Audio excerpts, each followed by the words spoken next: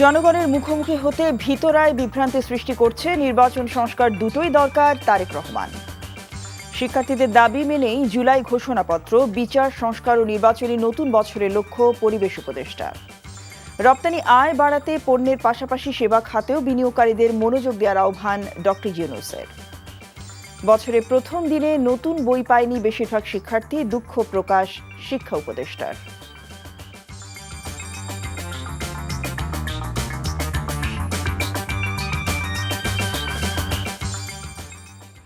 আসসালামু আলাইকুম, জসিন্তা জিলিয়া স্বাগত জানাচ্ছি এনটিভির রাতের খবরে। ক্রাউন সিমেন্ট শিরোনাম দেখছিলেন, এবার পুরো খবর। বিএনপির ভারপ্রাপ্ত চেয়ারম্যান তারেক রহমান বলেছেন, যারা জনগণের মুখোমুখি হতে ভয় পায় কিংবা ভিন্ন কোনো উদ্দেশ্য আছে তারাই নির্বাচন নিয়ে বিভ্রান্তি সৃষ্টি করছে। বলেছেন, রাষ্ট্র ও রাজনীতি পরিবর্তনের জন্য নির্বাচন ও সংস্কার দুটিরই প্রয়োজন আছে। ছাত্রদলের প্রতিষ্ঠা বার্ষিকীর আলোচনায় তিনি বলেন, মানুষ নতুন কোনো দলকে গ্রহণ করবে নাকি বর্জন করবে তা নির্ধারিত হবে নির্বাচনের মাধ্যমে। ইমরুল আহসানের রিপোর্ট।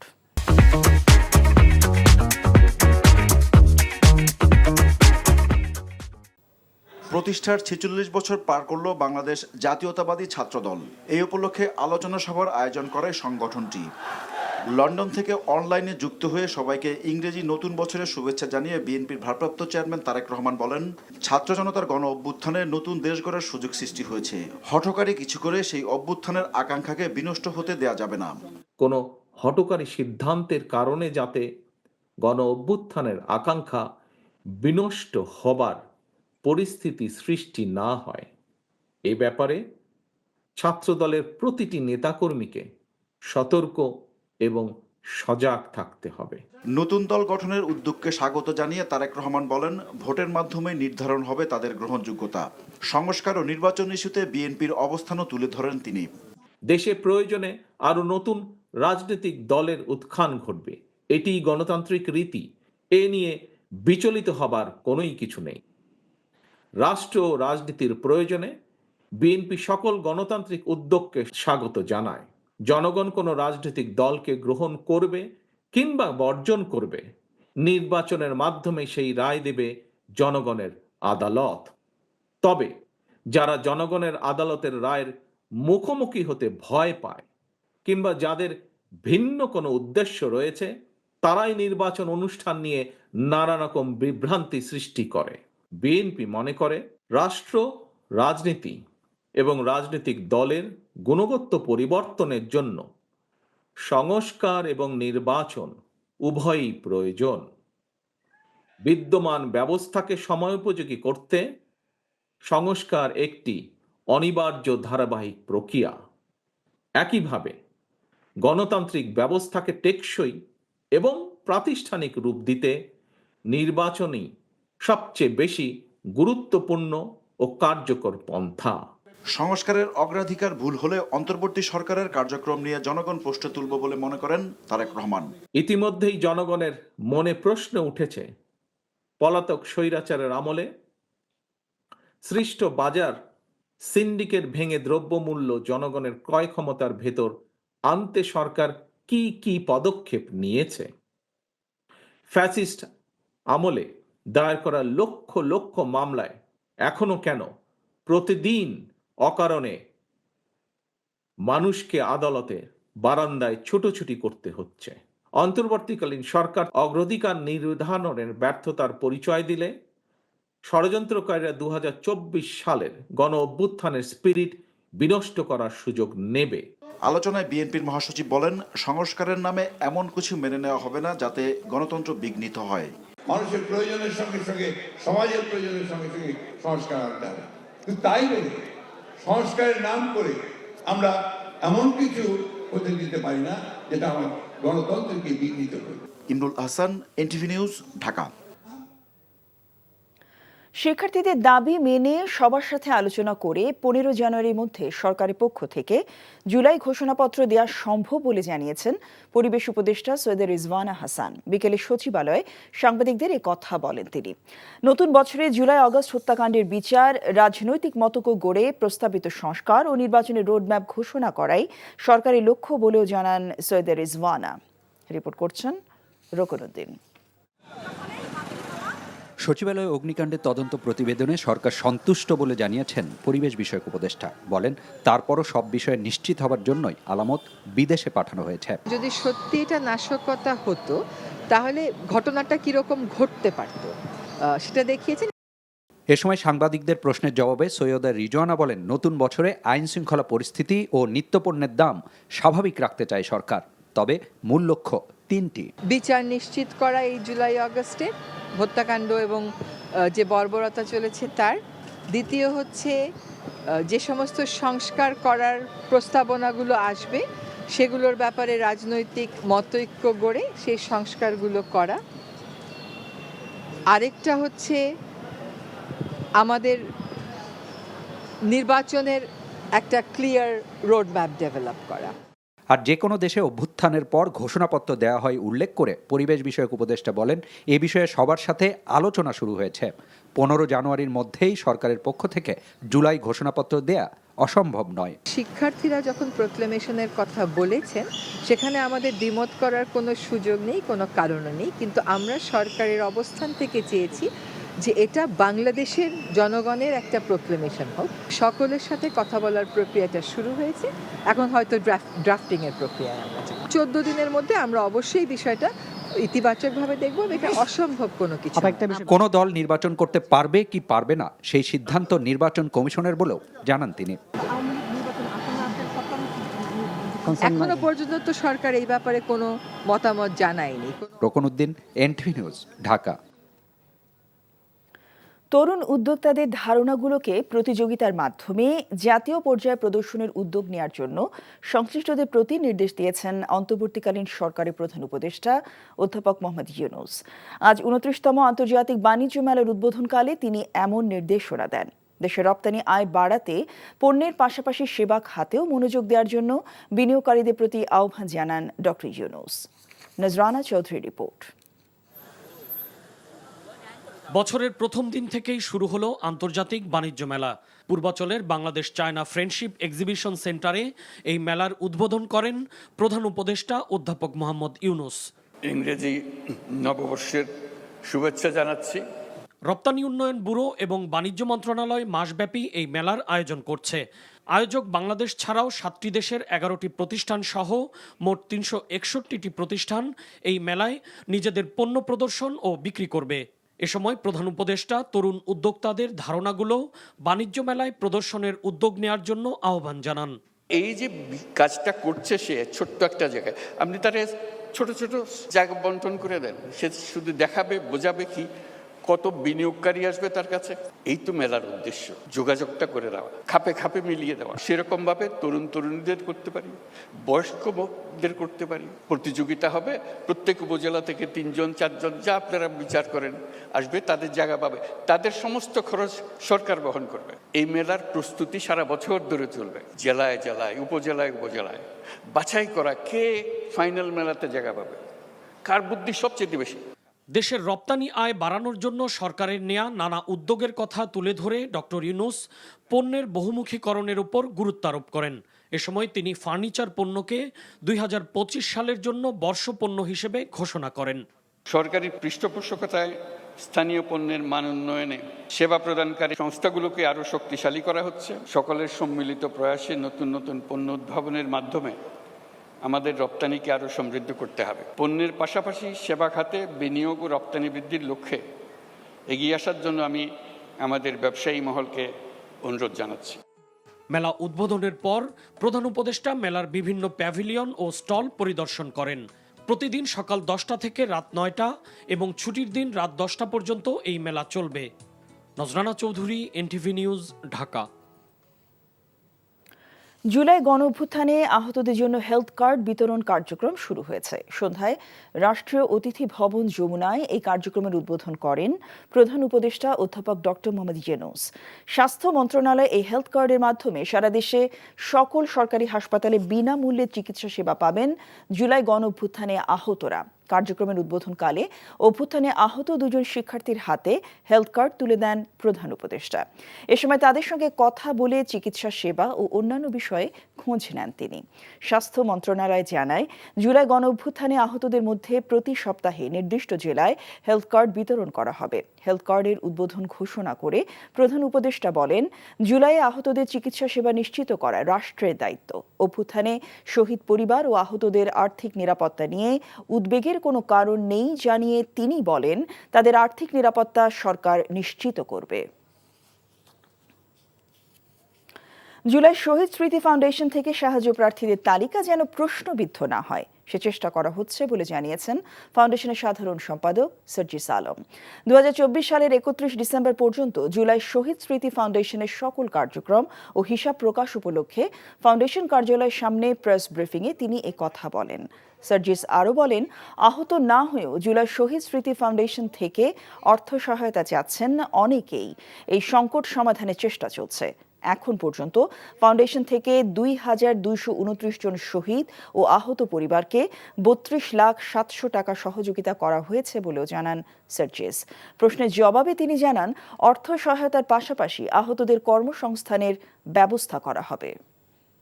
আমাদের এখানে এমন অনেক ফাইল এসেছে যারা নিজের এখন বানিয়ে আনছে ওইভাবে, বিভিন্ন হসপিটাল থেকে, প্রাইভেট হসপিটাল থেকে ডাক্তারদের সাইন, ইভেন ওই সাইন তারা নীলক্ষেতও বানাচ্ছে, এই প্রুফও আমাদের এখানে আছে। সো আমাদের অনেক বেশি চ্যালেঞ্জ ফেস করতে হচ্ছে যেন আমাদের এই লিস্টটা প্রশ্নবিদ্ধ না হয়। ভারত থেকে শেখ হাসিনাকে ফেরত আনা এবং অন্যান্য ইস্যু একসাথে চলবে বলে জানিয়েছেন পররাষ্ট্র উপদেষ্টা এম তৌহিদ হোসেন।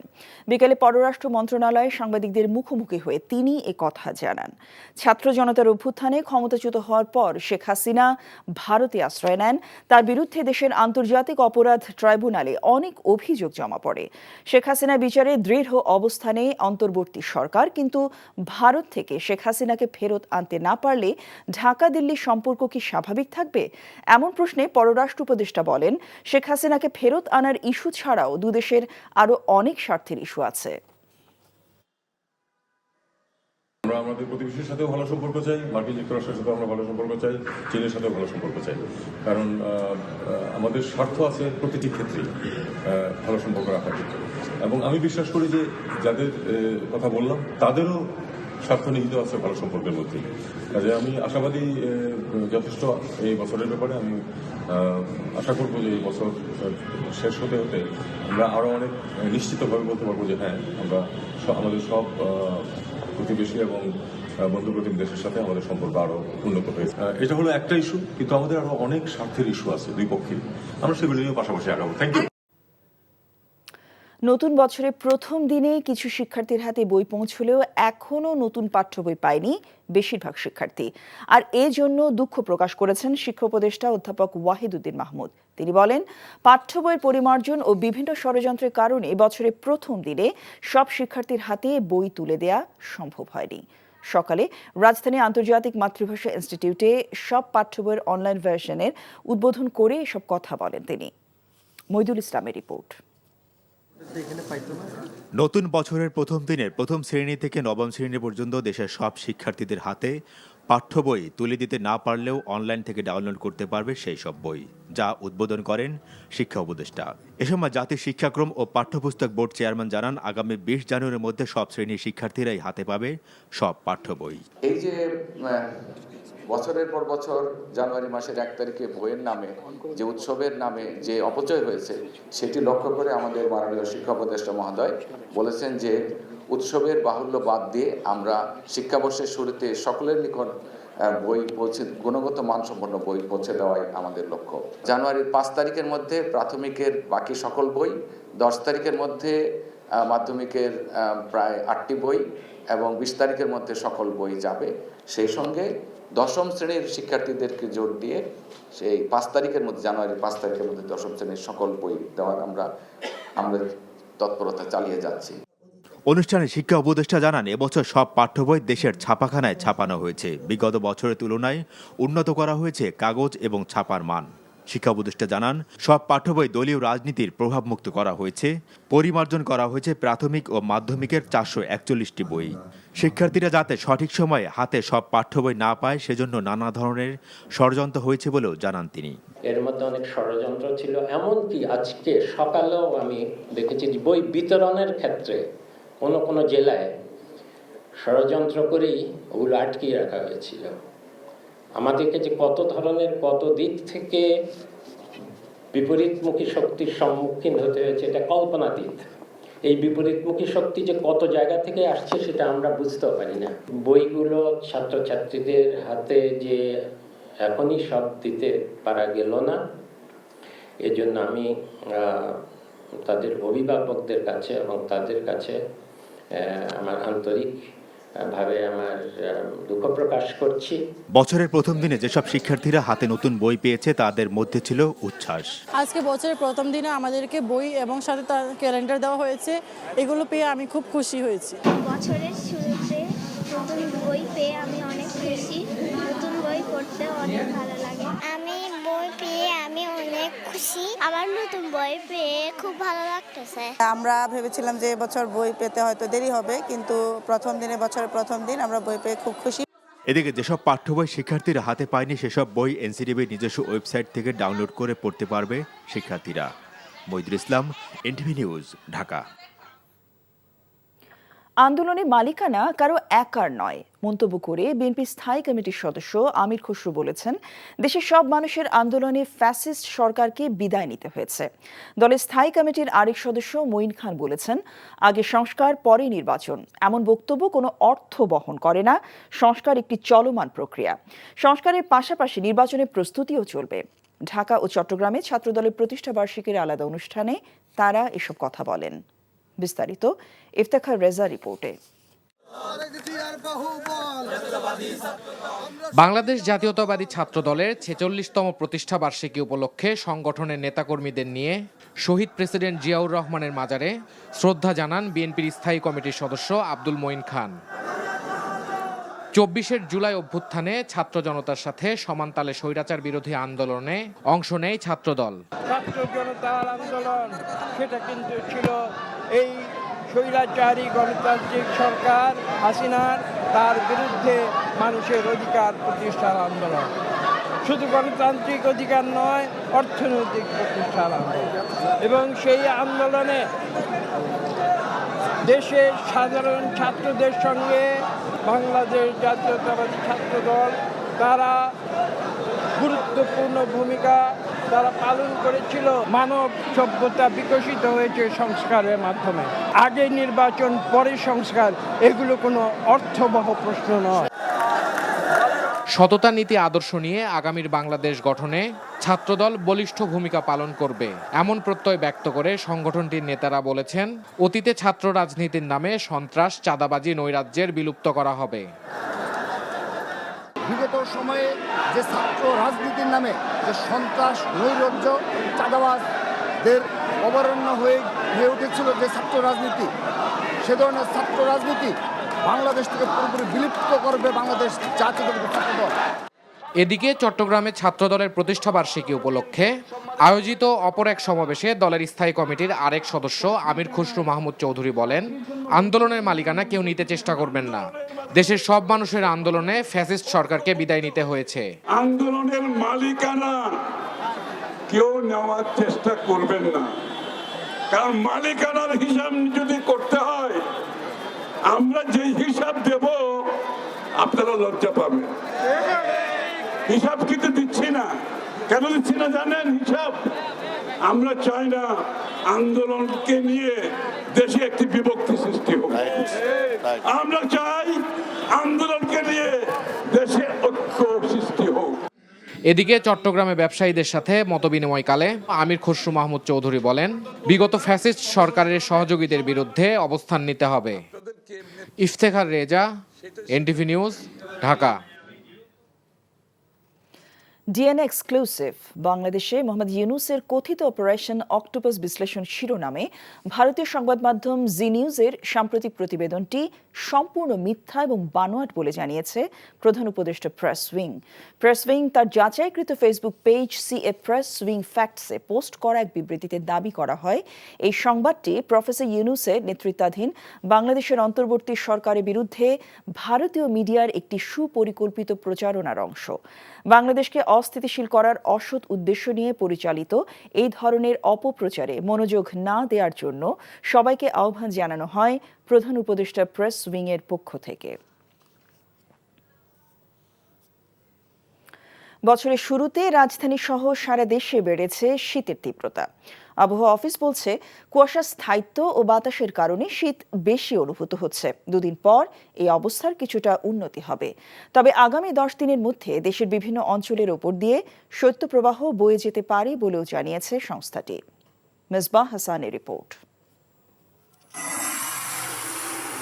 কুয়াশার চাদরে মোড়ানো দেশের উত্তরাঞ্চল। নতুন বছরের প্রথম দিনে সূর্যের আলো দেখেনি এ অঞ্চলের মানুষ। সেই সাথে হিমেল বাতাস বাড়িয়ে দিয়েছে শীতের তীব্রতা। কনকনে শীতে স্থবির হয়ে পড়েছে জনজীবন। আর দিনাজপুরে দিনের সর্বনিম্ন তাপমাত্রায় শীত অনুভূত হচ্ছে আরও বেশি। প্রচণ্ড ঠান্ডা আজকে সারা দিন বাতাস, শীতের বস্ত্র নাই, কাপড় নাই, কম্বল নাই, কিভাবে আমরা চলবো, কিভাবে আমরা খাবো? আমাদের মতো মানুষের এখন বাইরে বাড়ানোর মুশকিল হয়ে গেছে। দেশের কয়েকটি স্থানে কুয়াশা ভেদ করে সূর্য উঁকি দিলেও কমেনি কুয়াশা ও শীতের দাপট। মানে একটার পরে মনে একটু হালকা রোদ দিছিল, তারপরে আবার বাতাসের জন্য ঠান্ডা বাইরে বের হতে যাচ্ছে না আর কি। ঠান্ডা খুব, ছেলে পেলে নাই, ছাত্রছাত্রী নাই, ব্যবসা একদম চলতেছে না আমাদের। এখন খুব কষ্ট হচ্ছে, পুরো বয়স্ক লোকের বাচ্চাদের, অসুস্থ লোকের কষ্ট হচ্ছে, এমন ঠান্ডা দিনাজপুরে আছে। আবহাওয়া অফিস বলছে আরও 3 দিন থাকতে পারে বাতাসের তীব্রতা। হিমেল বাতাস ও কুয়াশা কেটে গেলে হতে পারে বৃষ্টিপাত। সেই সাথে শৈত্য প্রবাহের পূর্বাভাস দিয়েছে সংস্থাটি। অনেক সময় দেখা যাবে যে টেম্পারেচার অনেক কমে আসছে কিন্তু বাতাস নাই, তো মোটামুটি একরকম পজিশন। আর এখন যদি বাতাসটা থাকে, ওই আমাদের কোল্ড ওয়েভ বা শৈত্যপ্রবাহের একটা অবস্থা তৈরি করেছে, এরকম পরিস্থিতি থাকতে পারে 3 তারিখ পর্যন্ত। আমরা ধারণা করছি যে 10 তারিখের কাছাকাছি সময়ে হয়তো বা বাংলাদেশে কিছু অংশ কোল্ড ওয়েভ আসতে পারে। এর আগে তেমন একটা সম্ভাবনা আমরা দেখি না। এদিকে শীতে নানা রোগে আক্রান্ত হচ্ছে মানুষ। হাসপাতালে বাড়ছে রোগীর সংখ্যা। শীতের প্রকোপে এখানে কিছু ডায়রিয়া রোগীর সংখ্যা বৃদ্ধি পেয়েছে এবং শিশুদের ক্ষেত্রে নিউমোনিয়া এবং ডায়রিয়া এবং পাতলা পায়খানা সহ অন্যান্য রোগেও আক্রান্ত হচ্ছে। ঠান্ডা, কাশি, জ্বর, ভর্তি না করে ওষুধ নিয়ে গেছিলাম বাসায়, ঠান্ডা কমছে না, কাউকে ভর্তি করছে। বাচ্চা নিউমোনিয়া হচ্ছে, মোটামুটি 4 দিন হয়েছে, মোটামুটি বাচ্চা একটু সুস্থ। শীতে সচেতন থাকার পাশাপাশি পুষ্টিকর খাবার খাওয়ার পরামর্শ দিয়েছেন চিকিৎসকরা। Misbah Hasan, NTV news, Dhaka. নতুন আশা আকাঙ্ক্ষা নিয়ে শুরু হলো 2025। পুরনো বছরকে পাশ কাটিয়ে সমস্ত দুঃখ দুর্দশা ভুলে নতুন উদ্যমে, নতুন প্রত্যাশায় ইংরেজি নতুন বছরকে স্বাগত জানিয়েছে দেশবাসী। রাজধানী ঢাকা সহ দেশের বিভিন্ন স্থানে উদযাপন করা হয়েছে 31st নাইট। নিষেধাজ্ঞা অমান্য করে আতশবাজি ফোটানো সহ ছিল ফানুস ওড়ানোরও আয়োজন। আরাফাত ইসলামের রিপোর্ট। ঘড়ির কাঁটা নতুন বছর ছুতেই অবিরত আতশবাজির ঝলকানিতে বর্ণিল হয়ে ওঠে রাজধানীর রাতের আকাশ। পাশাপাশি ফুটতে থাকে পটকা, বিকট শব্দে প্রকম্পিত হয় চারপাশ। নতুন বছরকে বরণ করে নিতে এভাবেই একযোগে ঢাকার বিভিন্ন এলাকার ছাদ ও খোলা স্থান থেকে আতশবাজি ফোটানো হয়। অনেকেই আবার ফানুস উড়ায়। যদিও অনাকাঙ্ক্ষিত ঘটনা এড়াতে রাজধানীতে এমন আয়োজন বন্ধের উদ্যোগ ও আহ্বান ছিল। 31st নাইট ঘিরে রাজধানী জুড়ে জোরদার করা হয় নিরাপত্তা ব্যবস্থা। বিভিন্ন পয়েন্টে চেকপোস্ট বসিয়ে তল্লাশি চালানো হয়। ঢাকা বিশ্ববিদ্যালয় সহ অনেক এলাকায় যান চলাচল নিয়ন্ত্রণে রাখা হয়। বর্ষবরণ ঘিরে রাজধানীর 5 তারকা হোটেলগুলো সেজেছিল বর্ণিল সাজে। বাহারি রঙের পোশাকে সুসজ্জিত হয়ে আনন্দে মেতে ওঠেন নানা বয়সী মানুষ। কেউ আসেন পরিবার, আবার কেউ আসেন বন্ধু-বান্ধব নিয়ে। অনেক এনজয় করেছি। আমরা সবসময় বিদেশে, আমি লস এঞ্জেলেসে থাকি, ওখানেই সবসময় করা হয়, বাট এইবার বাংলাদেশে একটু অন্যরকম। ডিজে পার্টিটা এত ভালো লেগেছে যে মানে পরিবেশটাকে অন্যরকম করে দিয়েছে। দেশবাসী যাতে একটু শান্তিতে থাকে, স্বস্তিতে থাকে। 2025 সাল সবার জীবনে শুভ হয়ে উঠুক এবং বাংলাদেশের জন্য ভালো কিছু বয়ে আনুক। নিষেধাজ্ঞা অমান্য করে ফানুস উড়ানোর ঘটনায় রাজধানীর ধানমন্ডি ও মিরপুরে অগ্নিকাণ্ডের ঘটনা ঘটে বলে জানায় ফায়ার সার্ভিস। এছাড়া বর্ষবরণ উদযাপন করতে গিয়ে 2 শিশুর অগ্নিদগ্ধ হওয়ারও খবর পাওয়া গেছে। আরাফাত ইসলাম, এনটিভি নিউজ, ঢাকা।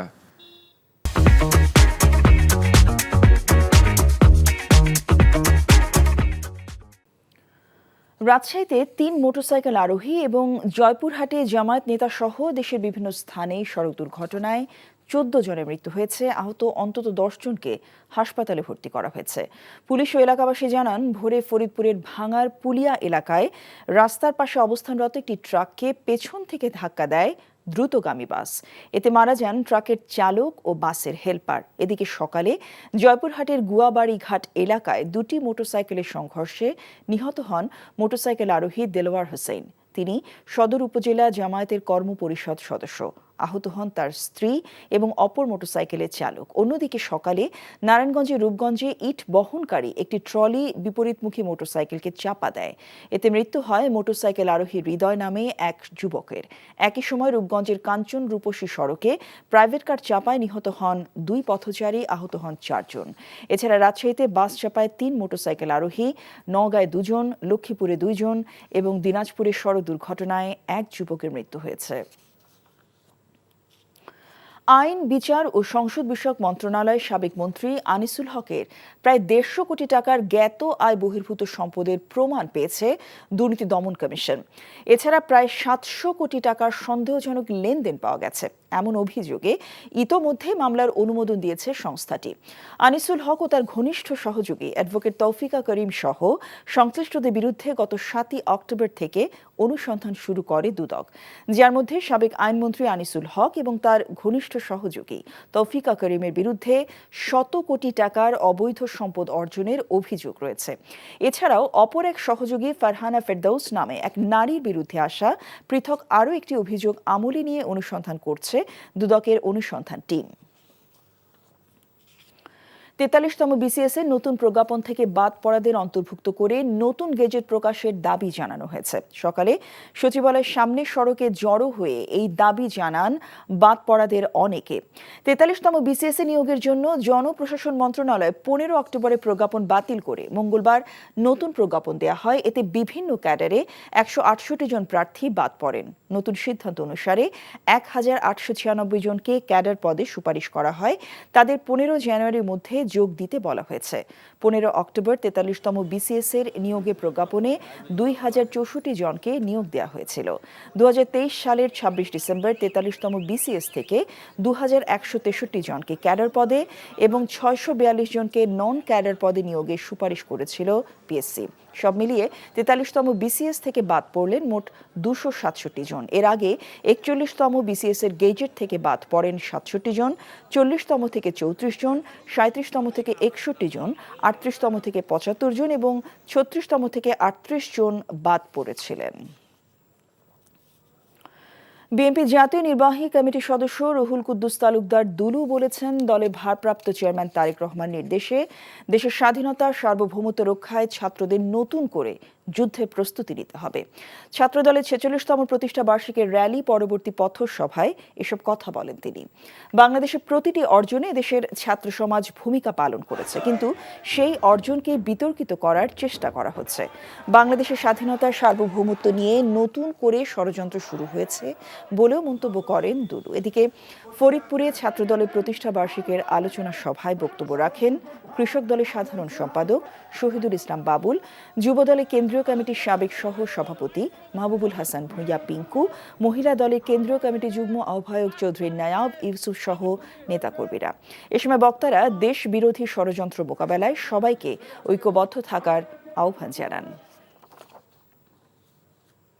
ঢাকা আন্তর্জাতিক বাণিজ্য মেলায় ইসলামী ব্যাংকের প্রিমিয়ার স্টল এবং 3টি এটিএম বুথ উদ্বোধন করা হয়েছে। বুধবার Bangladesh China friendship exhibition centre পূর্বাচলে ব্যাংকের চেয়ারম্যান ওবায়দুল্লাহ আল মাসুদ ইসলামী ব্যাংকের 63 নম্বর স্টল উদ্বোধন করেন। এবারও স্টলটিতে আধুনিক ব্যাংকিং সেবা সহ মেলায় আগত ক্রেতা, দর্শনার্থী, গ্রাহক ও ব্যবসায়ীদের তথ্য সেবা প্রদান করা হচ্ছে। স্টলটিতে রয়েছে অটোমেটেড চালান সিস্টেমের মাধ্যমে সরকারি রাজস্ব সহ বিভিন্ন ফি জমাদানের ব্যবস্থা। এ সময় ব্যাংকের ম্যানেজিং ডিরেক্টর মোহাম্মদ মনিরুল মাওলা, additional managing director Mohammad Jamal Uddin Majumdar সহ ঊর্ধ্বতন কর্মকর্তারা উপস্থিত ছিলেন।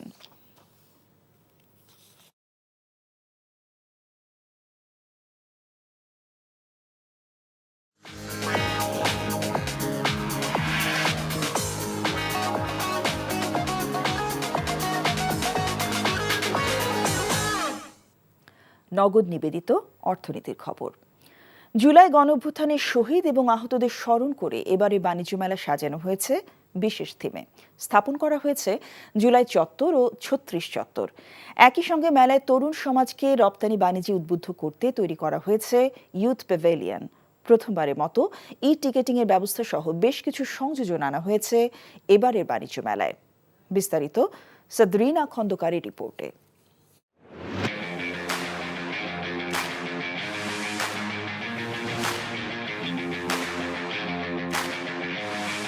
দেশীয় পণ্য প্রদর্শনীর সবচেয়ে বড় আয়োজন ঢাকা আন্তর্জাতিক বাণিজ্য মেলা। ঐতিহ্যের ধারাবাহিকতায় এবারও ইংরেজি নতুন বছরের প্রথম দিন থেকে শুরু হয়েছে। রাজনৈতিক পট পরিবর্তনের পর রাজধানীর পূর্বাচলে মাসব্যাপী আন্তর্জাতিক বাণিজ্য মেলায় অনেক নতুন সংযোজন এসেছে। ছাত্র জনতার গণ অভ্যুত্থানে শহীদ এবং আহতদের আত্মত্যাগের কথা স্মরণে রেখে মেলা সাজানো হয়েছে বিশেষ থিমে। স্থাপন করা হয়েছে জুলাই চত্বর ও ৩৬ চত্বর। সঙ্গে তরুণ সমাজকে রপ্তানি বাণিজ্যে উদ্বুদ্ধ করায় তৈরি করা হয়েছে ইউথ প্যাভিলিয়ন। আমাদের যারা স্টুডেন্ট আছে তারা এখানে এসে জুলাই অভ্যুত্থানের যেই অজানা যে জিনিসগুলো সেগুলো জানতে পারবে। অবদান যেন আমরা ভুলে না যাই, তাদের স্মৃতি মনে রাখার জন্য এরকম একটা আয়োজন সত্যিই প্রশংসার যোগ্য। ক্রেতা এবং দর্শনার্থীদের ভিড় ও ভোগান্তি কমাতে এবারই প্রথমবারের মতো টিকেটিংয়ের ব্যবস্থা করা হয়েছে। মেলায় সম্ভাবনাময় সেক্টর নিয়ে সেমিনার আয়োজন সহ বিদেশি উদ্যোক্তাদের সুবিধার্থে থাকছে স্বতন্ত্র সোর্সিং কর্নার, ইলেকট্রনিক্স ও ফার্নিচার জোন। ফরেন বায়ার এসে সহজে আমাদের যে প্রোডাক্টিভ প্রসপেক্টিভ প্রোডাক্টগুলো আছে সেগুলো দেখতে পারবে এবং বায়ারদের সেলারদের সাথে অর্থাৎ ম্যানুফ্যাকচারারের সাথে সরাসরি যোগাযোগ করতে পারবে। দর্শনার্থী অনলাইনে টিকিট কিনে এখানে কিউআর কোড স্ক্যান করে মেলায় সহজে ঢুকতে পারবে। বাণিজ্য মেলা উদ্বোধন হয়েছে, তবে এখনো পুরোপুরি প্রস্তুত নয় মেলা প্রাঙ্গণ। বেশিরভাগ স্টলে চলছে শেষ মুহূর্তের প্রস্তুতি।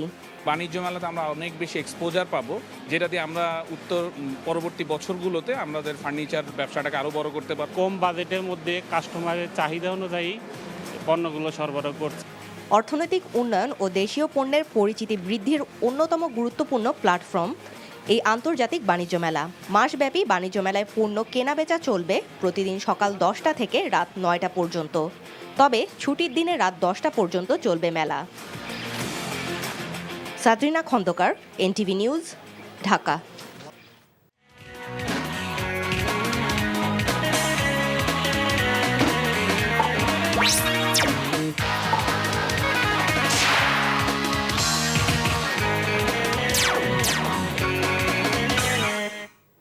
স্পাহানি প্রিমিয়াম টি খেলার খবর। বিপিএলে ক্রিকেটারদের পারিশ্রমিক নিয়ে বিব্রতকর অবস্থায় রয়েছে বিসিবি। টুর্নামেন্ট শুরুর আগে খেলোয়াড়রা 50% টাকা পাওয়ার কথা থাকলেও সেটা হয়নি। বর্তমান পরিস্থিতিতে ফ্র্যাঞ্চাইজিদের উপর কঠোর হতে পারছে না বোর্ড। তবে দেরিতে হলেও ক্রিকেটারদের পাওনা বুঝিয়ে দেওয়া হবে বলে জানিয়েছেন বিসিবির সভাপতি ফারুক আহমেদ। আমাদের যে বিপিএল টিম আছে, আমি বলেছি প্রত্যেকটা ফ্র্যাঞ্চাইজি ওনার সাথে ডে 1 থেকে যোগাযোগ করে তাদের বলা যে টাকাটা তাদের দিতে হবে। যেভাবে আমরা গিয়েছি গত 4 মাসের সিচুয়েশন দেখতে হবে আপনার সবার তরফ থেকে। তার মানে তা না যে প্লেয়াররা পয়সা পাবে না, ওইটার জন্য আমরা আলাদা পদক্ষেপ নিয়েছি। তাদের বলছি, আমি প্রেসিডেন্ট হিসাবে তাদের সাথে সরাসরি কথা বলছি, কেননা তাদের জন্য আমরা অনেক কিছু করার চেষ্টা করছি ফ্র্যাঞ্চাইজ। আমাদের তো আপনি যদি স্ট্যাটিস্টিক্স শুধু দেখেন তাহলে ইট ওয়াজ এ মিক্সচার। আমরা পাকিস্তানে 2 টেস্ট সিরিজ জিতেছি, ইন্ডিয়াতে 2টা হেরেছি। ওয়েস্ট ইন্ডিজের সাথে 1-1 হয়েছে টেস্ট সিরিজ, ঢাকায় আবার 2টা হোম সিরিজ হেরেছি, আবার T20 ওয়েস্ট ইন্ডিজে গিয়ে হারিয়েছি। So it's like mixture expectation. ওই আমার যেই পরিকল্পনা মাথায় আছে ওগুলো সবগুলোই যাতে দেখতে পারি আমার যে কয়দিন এই টেনিয়রে আছে। এর আগে বিশ্বকাপ খেলতে যাওয়া বাংলাদেশ অনূর্ধ্ব 19 নারী ক্রিকেটারদের সাথে আনুষ্ঠানিক ফটো সেশনে অংশ নেন বিসিবি সভাপতি। খবর শেষ করছি, তবে যাবার আগে ক্রাউন সিমেন্ট শিরোনামগুলো আরেকবার। জনগণের মুখোমুখি হতে ভিতরায় বিভ্রান্তি সৃষ্টি করছে নির্বাচন সংস্কার, দুটোরই দরকার, তারেক রহমান। শিক্ষার্থীদের দাবি মেনেই জুলাই ঘোষণাপত্র, বিচার সংস্কার ও নির্বাচনী নতুন বছরের লক্ষ্য পরিবেশ উপদেষ্টা। রপ্তানি আয় বাড়াতে পণ্যের পাশাপাশি সেবা খাতেও বিনিয়োগকারীদের মনোযোগ দেওয়ার আহ্বান ডক্টর ইউনূসের। বছরের প্রথম দিনে নতুন বই পায়নি বেশিরভাগ শিক্ষার্থী, দুঃখ প্রকাশ শিক্ষা উপদেষ্টার। এই ছিল রাতের খবরে। এই খবরের ভিডিও সহ আপডেট জানতে ভিজিট করুন NTV অনলাইন www.ntvbd.com। এছাড়াও NTV জনপ্রিয় সব অনুষ্ঠান ও খবরের আপডেট জানতে ভিজিট করুন আমাদের ইউটিউব ও ভেরিফাইড ফেসবুক পেজ। রাত 1টায় মধ্যরাতের খবর দেখার আমন্ত্রণ রইল। সবাইকে ধন্যবাদ। শুভরাত্রি।